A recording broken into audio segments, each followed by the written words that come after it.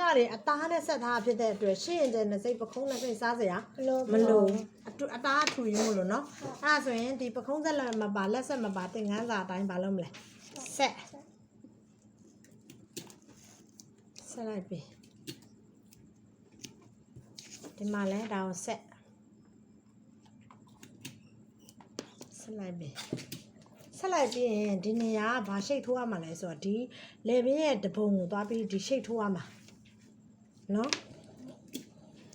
ပြီးရင်ဒီဟာလဲလေဘင်းရဲ့တဝက်ကိုသွားပြီးတော့ဒီဂျိုင်းကိုဒီလိုရှိတ်ထိုးရမှာထိုးလိုက်ပြီနော်ရှိတ်ထိုးပြီးပြီဆိုရင်ပခုံးပေါ်မှာဘလောက်ပခုံးအောက်မှာဘလောက်ဒီဂျိုင်းဆက်တွေ့လားဒီဂျိုင်းဝိုင်းတွေ့လားဂျိုင်းဝိုင်းကိုမကြော်ဘဲနဲ့ဒီလက်ကိုဘာလုပ်ရမှာယူရမှာပြီးလို့ရှိရင်ဒီကောင်ကပခုံးပေါ်ကိုတလက်မတို့တလက်မခွဲတို့ဘာလုပ်လိုက်လဲတင်လိုက်ဟုတ်ပြီလားအဲ့ဒါတစ်စစ်ရပြီနော်အဲ့ဒါတစ်စစ်ရပြီဆိုရင်ဒီနေရာမှာဆရာမတို့ကဘာလုပ်မလဲအတွန့်လေတတွန့်ဒီဘက်ကိုဒီလိုမျိုးလေးတတွန့်ထစ်ကလေးတစ်ထစ်ထည့်တာတလက်မပြားလောက်လေဒီလိုလေနော်အဲ့ဒါပြီးရင်ဒီကိုအပေါ်တက်သွားပြီးတော့ဒီကိုတတွန့်ဒါအတွန့်တော့မဟုတ်ဘူးပေါ့နော်ဒီလိုမျိုးပတန်ဒါဆိုရင်ဘာဖြစ်သွားလဲပြီးသွားရင်အနောက်ကတော့ဘာအတွန့်မှထည့်မလဲဒီကနေဘာလုပ်လိုက်လဲဝိုင်းချလိုက်နော်အဲ့ဒါဆိုရင်ဒါပတန်ဖြတ်ပြမယ်ဘာတော့မှမစားနဲ့အောင်မဖြောင်းနဲ့အောင်ပတန်အရင်မျက်စိရဲ့မြင်အောင်ကြည့်ကြည့်လိုက်ဒါလေးကတဲ့ဒီမှာတစ်ချက်ဟုတ်ပြီလားဒီကောင်ကကြတော့ဒီနေရာပါပါမှာဖြတ်ချမှာဘာမှမပါဘူးကျန်းပြက်လို့ပုံစံလေးအောက်မှာဆရာမပါထည့်ခိုင်းတာကမာတော့နေထည့်ခိုင်းတာပတန်းတာပဲအင်းကြီးပွားဒီမှာ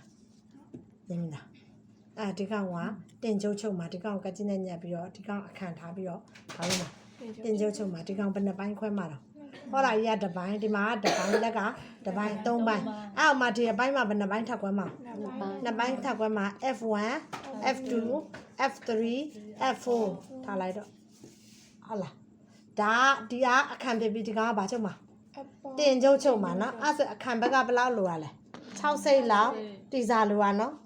ဒါလည်းဘယ်နှထပ်ချုပ်ရမှာနှစ်ထပ်ချုပ်ရမှာအဲ့ဆိုဒီအဖက်ကဒီ F3 ကြားတဲ့ကိုဘာဖြစ်မှာဝင်မှာနော်နားလဲလားအဲ့ဆိုတော့ပုံကတော့ထွက်ပြီးဘာတွေထိုးမလဲဘောက်တွေထိုးမယ်ပြီးရင်ဒီမှာဟနေရာကြီးကိုလောက်ရအောင်မှာ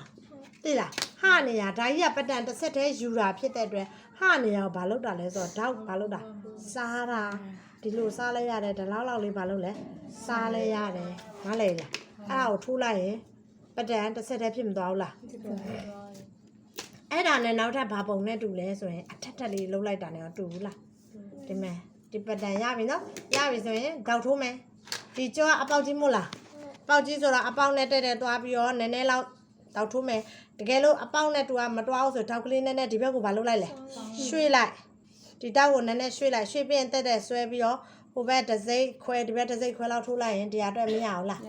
ရတယ်ဒီဟာအတွက်လည်းဘာလုပ်ပြီလဲထိုးပြီးပြီဒီဟာအတွက်ထိုးဖို့လိုတယ်အရှိကိုဒီနားမှာထိုးရမယ့်တောက်ကိုဒီကိုလမ်းထိုးယူရမယ်ဒီမှာလေးကဘာလုပ်ပြီးမို့လို့လဲဆိုတော့အထစ်ကလေးလုပ်ပြီးမို့လို့ဒီမှာငါးမုံထိုးလိုက်ပြီနော်ဒီနေရာဒီမှာတောက်ထိုးစရာမလိုအသားတွေပဲဘာလုပ်တာမဟုတ်လားဆက်တာမလို့ပြီးရင်ဂျိုင်းတောက်ထိုးရမယ်ဘာလို့လဲဂျိုင်းပြတ်ဖြစ်နေလို့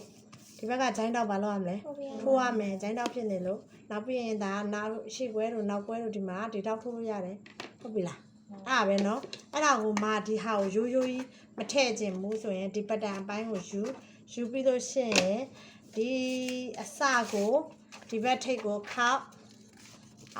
ခောက်စာနဲ့ခောက်ပြီးရင်အလွာထက်လေးတွေလောက်အလွာတုံးထက်အတွန်းတုံးထက်လေးတဲ့လောက်လုံးအောက်ကဟာကိုလည်းဘာလုပ်ခဲ့လဲခောက်ပြန်ခောက်နောက်ဆုံးကဟာကိုလည်းခောက်ပြီးရင်ဒီပတန်ဆိုင်နဲ့တူမဲ့ပမာဏလောက်ဒါကိုတင်ပြီးပါလို့မှာညက်ငါမှုတီစာနဲ့ညက်ငါမှုတီစာညက်ဒီကြားတဲ့ထက်အဲ့ဆိုရင်ဗာလေးဝင်သွားမှာအတွန်းလေးဝင်သွားမှာအဲ့တော့ရွရွလက်ထည့်ရတယ်ဗာလေးထည့်ရတယ်ဒါပဲနော်ဒီပုံမှာရှင်းအဲ့တော့ဒီနားလေးတွေမှာတော့ဗာမှတ်ဖို့လိုလဲဆိုထည့်ရမယ်ပမာဏလေးဗာလို့ဖို့လိုလဲမှတ်ဖို့လိုတယ်ဟုတ်ပြီလားဒါပဲနားလေးကြားမလဲဆိုတာလေးမှတ်ဖို့လိုတယ်နားလည်လား ဆိုတော့အင်းဒီပုံမှာဖြစ်သွားတယ်ပြီးသွားပြီ